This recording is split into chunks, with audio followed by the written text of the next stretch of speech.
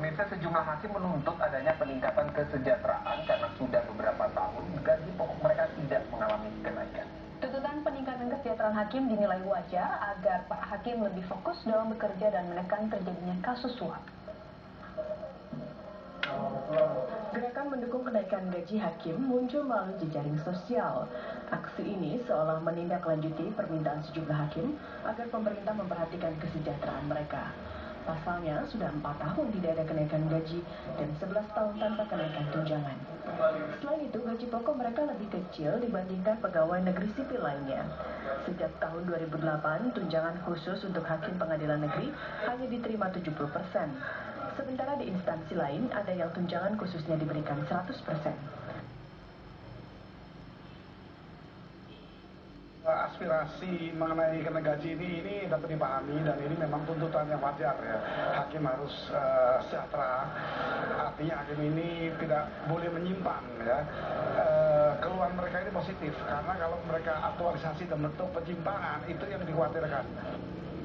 Mahkamah Agung (MA) telah mengusulkan kenaikan gaji hakim ke Presiden sekitar 1,5 tahun silam. Namun hingga kini belum ada jawaban. Upaya perbaikan kesejahteraan hakim didukung Komisi Yudisial. Rencananya, Komisi Yudisial akan mengirim surat kepada Presiden terkait masalah ini. Usulan perbaikan kesejahteraan hakim juga muncul dari anggota DPR Komisi 3 DPR. Mereka menilai perlu adanya tambahan anggaran MA khususnya untuk gaji hakim dalam APBNP 2012. Peningkatan kesejahteraan diharapkan berdampak positif terhadap kinerja hakim dalam menangani perkara. Dengan peningkatan kesejahteraan, para hakim diharapkan menjadi lebih fokus dalam bekerja. Selain itu, juga akan menekan terjadinya kasus suap dari pihak yang berperkara. NTV mengabarkan. Ya, seperti janji kami tadi, sambil Anda menikmati akhir pekan ini, kami akan menghadirkan pembahasan terkait ancaman mogok hakim-hakim di tanah air yang menuntut kesejahteraan. Para hakim mengajukan tuntutan itu karena merasa gaji mereka kecil dan rentan iming-iming mafia peradilan. Desakan para hakim ini rupanya banyak mendulang dukungan. Namun ada pertanyaan yang mendasar yang kemudian tertinggal. Adakah dengan naiknya gaji hakim yang kerap menyandang sebagai wakil Tuhan bakal berimbas pada hilangnya mafia peradilan dan ketegasan keadilan kepada para koruptor? Dan sudah hadir bersama kami di sini ada dari Komisi 3 atau Komisi Hukum DPR RI, Pak Ahmad Yani. Selamat sore. Selamat sore. Assalamualaikum. Waalaikumsalam. Warahmatullahi wabarakatuh. Kemudian ada salah satu mantan hakim, ya, salah satu mantan hakim yang juga sekarang menjadi pengamat hukum, ada Pak Asep. Selamat sore. Selamat sore. Assalamualaikum. Waalaikumsalam. Kalau mantan udah bekas tapi hakim periode sekian lebih bagus. Kemudian kami nanti juga akan tersambung dengan salah satu hakim yang akan mogok, mogok karena menuntut peningkatan kesejahteraan. Dan ini di hakim salah satu juga ketua pengadilan dari ND ya, pengadilan negeri di ND, Pak Ahmad Petensili. Selamat sore Pak Ahmad Petensili. Baik, kami masih mencoba untuk menghubungi Pak Ahmad Petensili. Namun sebelumnya kita berbincang terlebih dahulu dengan Kang Asep. Ya, Pak Asep ini sebenarnya mantan hakim gitu ya. Kemudian kalau melihat apa tuntutan dari teman-teman seprofesi Anda dulu ini, sudah wajar kah? Bukan wajar lagi, wajib. Ya, karena beliau lah bikin undang-undang kekuasaan kehakiman, di situ disebutin negara wajib memberikan kesejahteraan hakim. Gaji, tunjangan, lain-lain banyak diperinci undang kekuasaan hakim maupun undang peradilan umum, keamanan ya, dan keamanan diberikan itu undang-undang ya. Dan setiap munas IKI dari zaman Nabi Adam sampai Adam Suseno itu tunjangan. Malah pada tahun 2000 itu saya kasih tahu ya, nih saya bacakan nih munas IKI. Ya, ada gaji hakim tuntutannya sampai 15 juta untuk PN 2001 ya. Hakim PT 25, hakim agung 40 itu gaji pokok. Sampai sekarang tidak pernah ada. Tahun 2000 itu ya? Tahun 2001 ini ada dari IKI itu ada. Itu apa permasalahan? Dikabulkannya justru Gus Dur, dikiranya dulu IKI ikatan Kiai Haji, maka Gus Dur dikabulkan gitu kan. Sekarang nggak dikabulkan, gaji pokok 4 tahun nggak naik, tunjangan udah 11 tahun zaman Gus Dur gitu kan. Saya kan tahu masalahnya, atau beliau-beliau teman-temannya lupa gitu kan. Padahal banyak advokat juga gitu kan. Nah, ini masalah gitu, kenapa? Nah sekarang mogok berjalan oleh undang-undang, dan sebenarnya hakim juga pernah ya 7 hari dulu ya, Wakil Ketua Mahkamah Agung pernah melawan presiden pertama karena kesejahteraan hakim, kemudian harkat martabat 53 kalau saya. 53, dilanjut lagi, jatuh beberapa kali, dilanjut lagi anaknya, ya, dan oleh muridnya tahun 2000, itu selalu melawan mereka tuntutan harkat martabat gaji hakim. Tapi tidak pernah ada perhatian. Bayangkan, saya pernah ngalami hakim di Jakarta Pusat, dulu gajinya 3 juta, lebih lah, 4 juta, gitu kan. Gaji tukang tembok saya sehari 100.000, masih juga gaji tukang tembok hakim. Itu kan keterlaluan. Padahal hakim wakil Tuhan di muka bumi, tapi gajinya coba kalah sama BUMD, direktur, malah sangat-sangat pasang. Jadi tahun 2000 kemudian sampai dengan sekarang belum juga Belum ada. terrealisasi. Itu juga dalam munas. Kalau dari nilai hitung-hitungannya angka itu ya, dari mana hidupnya hakimnya bareng duitnya ya? Ya, saya nggak tahu. Pinter-pinter lah mereka mencari. Mungkin istrinya jualan daging nggak? Coba kita tanya. Kita sudah tersambung dengan Ketua Pengadilan Negeri ND Ahmad Petensili yang juga berencana untuk mogok sidang begitu ya. Selamat sore Pak Ahmad Petensili. Selamat sore TV One. Selamat sore Pak Ahmad.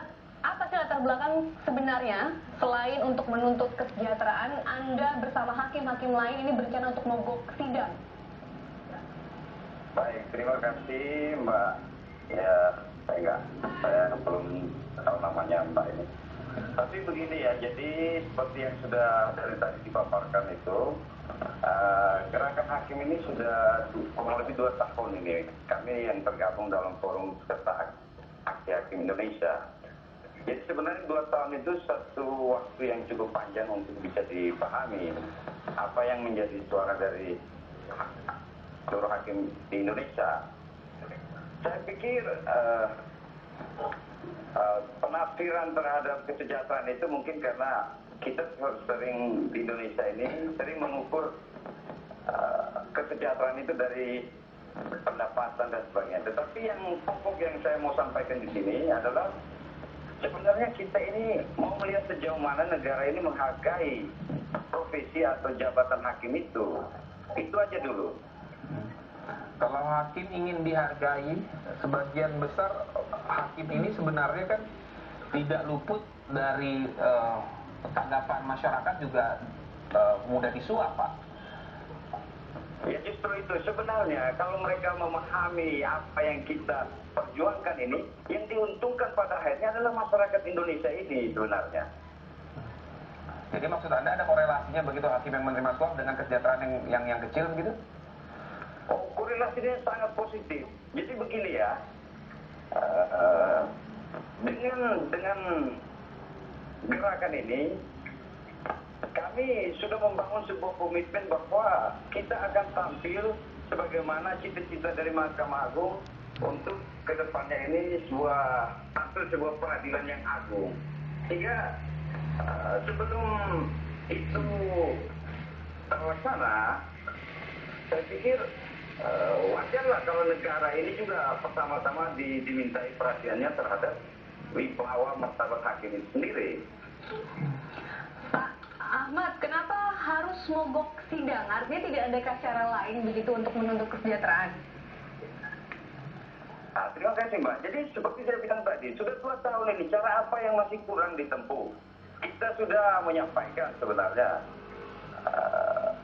Sebenarnya kalau TV One atau TV Metro dan lain-lain kalau mau jujur sudah 2 tahun disuarakan itu. Nah itu apa dinilai waktu yang belum cukup untuk kita hari ini kita sampai melakukan mogok itu?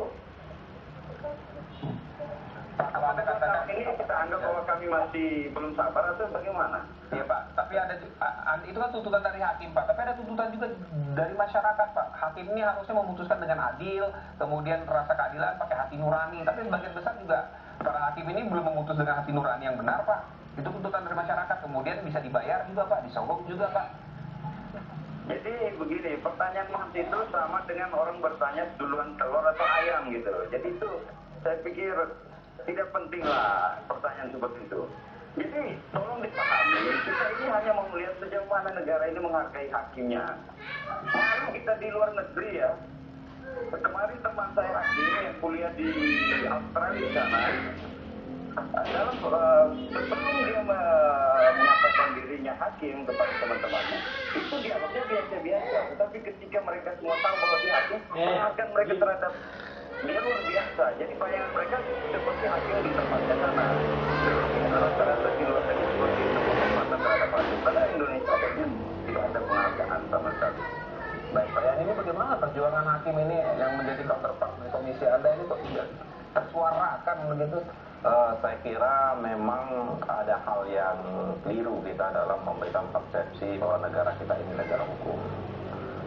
Pilar untuk membenteng hukum itu adalah sebuah peradilan. Berkali-kali kita ingin rapat itu tidak bisa terlaksana di Komisi 3, itu rapat gabungan bersama-sama Menteri Keuangan dengan Bappenas. Bagaimana kita mau merumuskan politik anggaran kita dalam proses penegakan hukum ini. Nah, inilah implikasinya karena kita tidak pernah hadir bersama-sama duduk memperspektifkan itu, maka gaji-gaji hakim ini di bawah standar. Berulang kali juga kita ingin menaikkan gaji hakim ini, tapi berulang kali juga kita juga mendapatkan hal yang mentok di Kementerian Keuangan. Selalu saja dinilai hakim ini menurut saya ada pandangan yang keliru, paradigmanya mengukur kinerja hakim itu. Kalau menurut saya kinerja hakim itu diukur dengan putusan-putusan pengadilan atau putusan-putusannya, bukan kehadiran dia tiap hari, ya kan? Buat apa kinerja hakim itu datang dia tiap hari dari jam 8 pagi sampai jam 20 malam atau setengah malam, tapi keputusannya sebagaimana yang dicederai, perlu putusannya kuantitas maupun kualitasnya. Nah, yang ini perspektif dalam rangka harmonisasi ini yang adalah pasti perspektif hakim ini diletakkan perspektif guru, ya kan? Nah, bagaimana kita mau menempatkan hakim ini sebagai yang terhormat tadi kan, yang bermartabat, yang berpejabat negara, kalau perspektif kita masih memperspektifkan, yaitu cara pandang kita nih hakim ini bagian dari alat produksi dan buruh itu sendiri. Nah, yang ini memang paradigma ini yang harus segera memang dihilangkan di penyelenggara negara ini. Saya sungguh mendukung dan memberikan apresiasi yang luar biasa kepada hakim-hakim yang ingin mogok. Ya kan, ini dia ingin menunjukkan bahwa ada persoalan yang belum bisa diselesaikan oleh negara terhadap kesejahteraan hakim. Daripada hakim dia terima apa adanya, kalau hakim mau main paling enak ini, dia terima aja 1 juta atau tidak ada gaji pun nanti dia main curang.